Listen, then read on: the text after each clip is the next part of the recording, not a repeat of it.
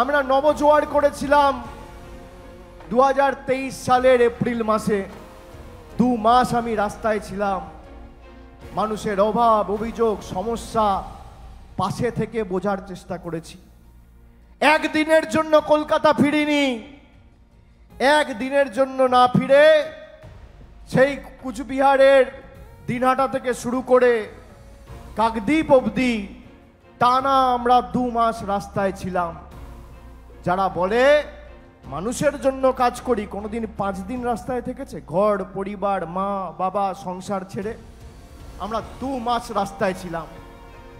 তার মধ্যে ইডি ডেকেছে, তার মধ্যে সিবিআই ডেকেছে। সব বাধা বিপত্তি, প্রতিকূলতা, ষড়যন্ত্র, চক্রান্তের চক্রব্যূহ চূর্ণ বিচূর্ণ করে আমরা মানুষের কথা শুনে এগিয়ে গেছি মানুষের কাজ করার লক্ষ্যে।